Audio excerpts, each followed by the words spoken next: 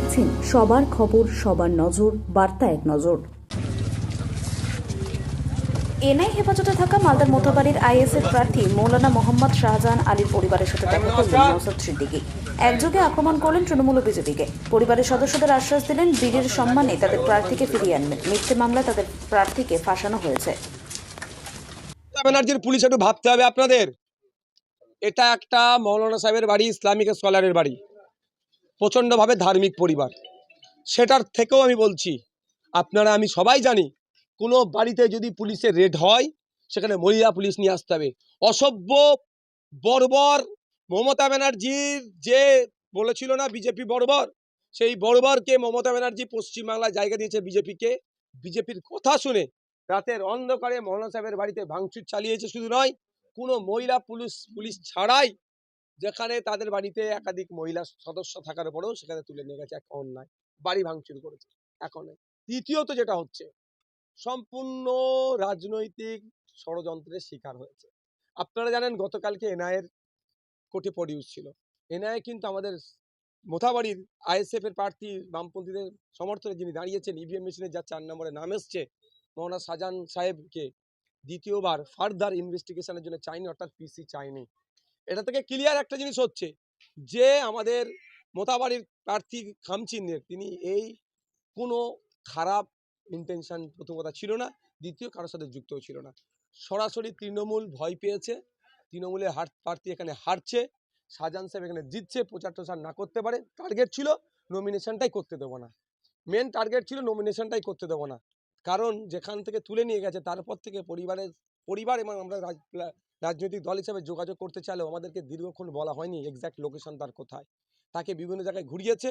আর যতটুকু আমি সোর্সের মাধ্যমে খবর পাচ্ছি, তাকে অফার করা হয়েছিল, ভয় দেখানো হয়েছিল, ছেড়ে দেওয়া হবে, নাহলে অনেকদিন জেল খাটানো হবে, তুমি প্রার্থী মনোনয়নটা জমা করবে না। এই টার্গেট কিন্তু তারা সাকসেস হতে পারেনি। আমরা আইনি লড়াই করে তাকে নমিনেশন করেছি।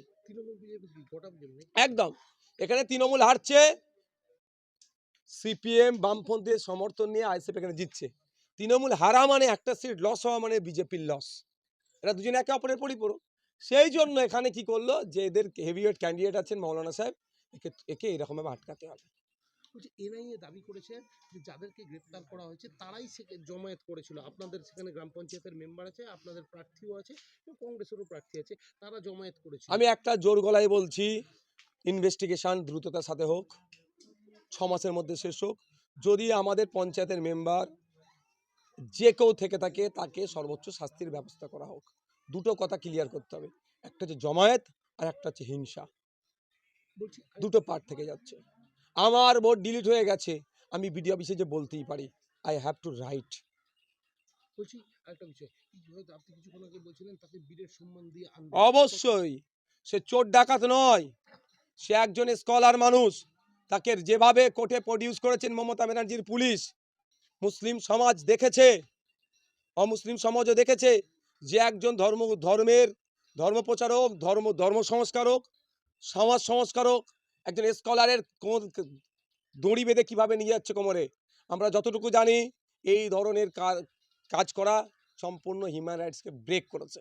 এই ধরনের করা যায় না।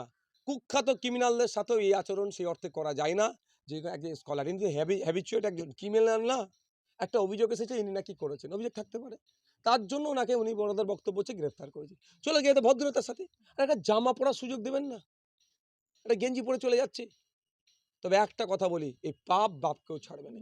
যে পুলিশ অফিসাররা তাদের ওপরদের কথা শোনা হচ্ছে, সেই পুলিশ অফিসারদেরকেও বলে দিচ্ছি, আগামী দিন আসছে, আমি অভিশাপ দেবো না, এতটুকু বলে দেবো, যে অন্যায় করেছেন হয় আপনি পস্তাবেন, নাহলে আপনার পরিবার এই অন্যায়ের খেসারত দেবে। আমার থেকে না, সৃষ্টিকর্তার পক্ষ থেকে হবে। বলছি প্রার্থী নেই, প্রচার করবেন কিভাবে? প্রার্থী আমরাই তো, প্রার্থী আমরাই।